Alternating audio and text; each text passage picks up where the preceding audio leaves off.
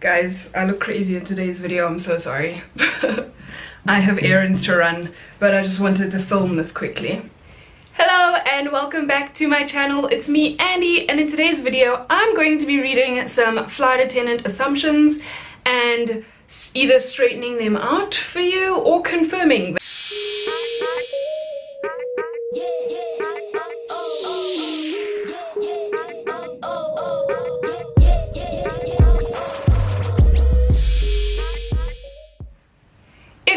My channel, thank you so much for tuning in. I hope that you find this video entertaining and or educational and decide to stick around by hitting that subscribe button. So I asked you guys in some stickers on Instagram about some assumptions you might have about us flight attendants, and I'm gonna go ahead and answer them. I'm just gonna go down the list. Basically, there's no real order to this and I don't know how many there are. Somebody said this is more of a question, but do you get vacation? I'm not sure what that means, but we get leave. It's like any other job, you get leave. The next person said they love traveling.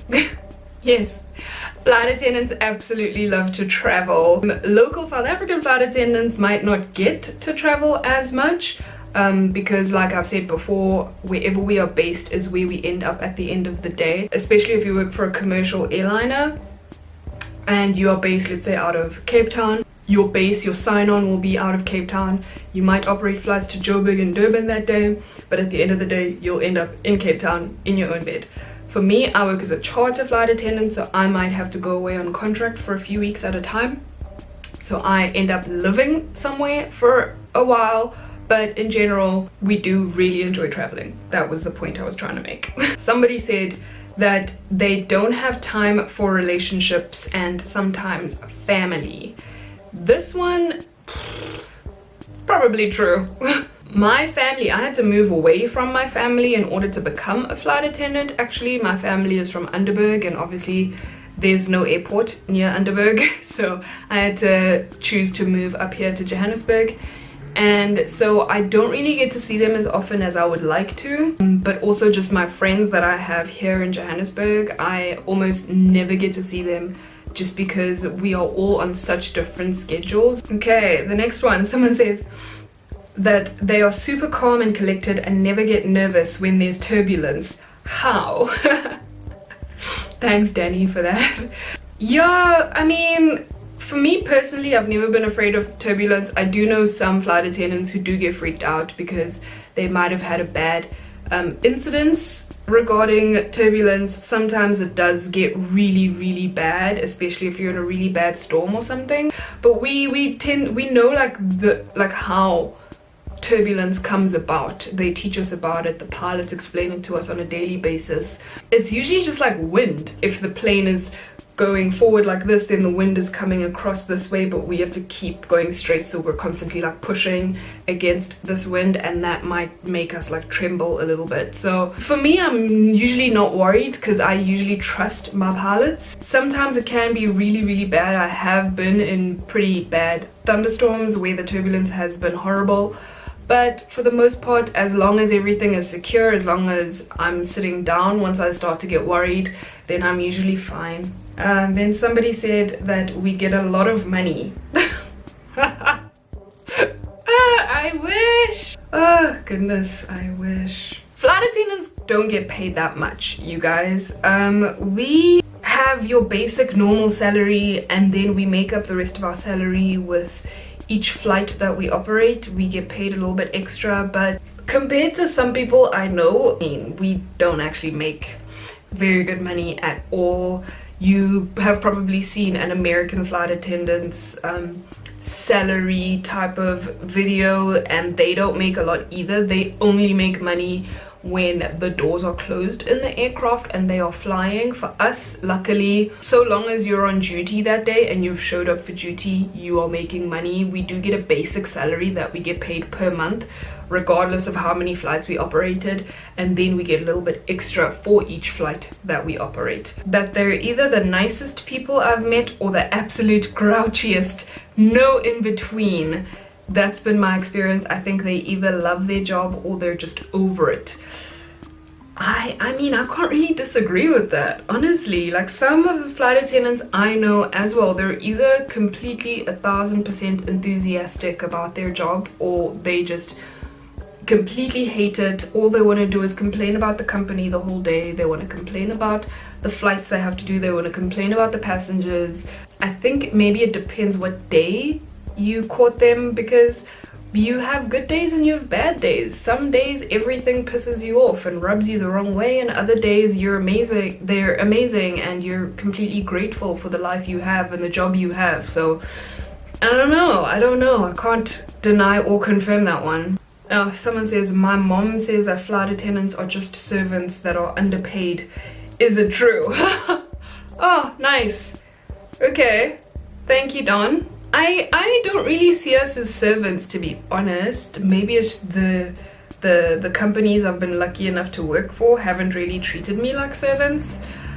So that would be a bit mean for me to say something like that, but I know of people who really are overworked, and I wouldn't necessarily say that they're servants who are underpaid. I would just say that for the amount of work that they have to do and the amount of crap that they have to take on a daily basis from passengers or the company or management versus the amount of money that ends up in their bank account at the end of the month, they might not really see that it's worth it. But I don't think you become a flight attendant just to be a servant in the sky. Honestly, this has to be something that you're 1000% sure you want to do, because otherwise you do not risk your life every single day by getting on that plane. You do not go through the hardships of getting your cabin crew license and applying non-stop until you get a job, and being able to sell yourself well enough during an interview that you are offered a job, and you go through all that training and you go through all those sleepless nights and you pass your training and everything like that. You don't do all of that just to be a servant in the sky. I'm sorry, I wouldn't have done it if that's what this was about. You have to have a certain build to be a flight attendant. I don't think that there's a particular build you have to have. I think there are some bigger airlines who do want you to be like a certain physique, definitely. But locally, as far as I know, and with American airlines, as far as I know, as long as you're healthy and as long as you can fit in your jump seat, then most airlines are more than happy to have you. And it's more about the experience and your people skills and, you know, just how well you can do your job. It's more about that than being skinny, honestly. I'm gonna take these off now. Next one, adultery is a thing among flight attendants and pilots. This is probably the most common assumption I've been asked. No, it's actually not. Not in this day and age. I know of a few people who are either dating pilots or are married to pilots, but it was never an adulterous thing. It's like how any normal relationship starts. They just happen to work in the same place, just the same as office relationships and how they start. I don't think the whole adulterous trend is really a big thing anymore. Not these days, no. Plus, in my particular case, I just feel like a lot of the pilots I know and that I work with are just like super old guys. And also just for a lot of my flight attendant friends, they're also not very attracted to the pilots. We respect them more than anything. We see our pilots as our big brothers or our protective dads more than anything. Yeah, and we don't really come to work for that. Like, you know, we come to work to make our money and then go home.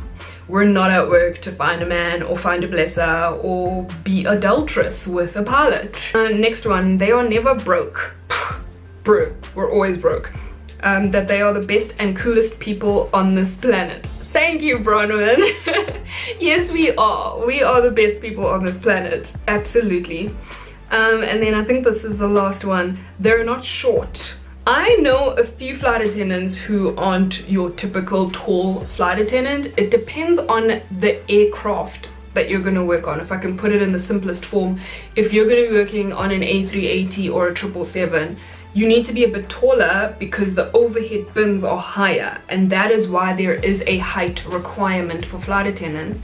It's because you need to be able to open or close those overhead bins, and for larger aircraft the overhead bins are higher up. The aircraft that I currently work on, an ERJ 145, is a much smaller plane. It's much smaller and more compact, and the overhead bins are like here for me, so you can even be shorter than me and you'll still be fine on that plane. I know a lot of airlines say the minimum height requirement for them is about 1.5 meters, so 1.5, 155 around there. So yeah, I'm not too sure if you're like 1 meter 4. I really don't know, I cannot tell you, but I do know of a few flight attendants who are quite a bit shorter than me, like around about here, and they're flying, but that is because they are flying smaller aircraft. But hey, at the end of the day, as long as you can reach that overhead bin, you're good.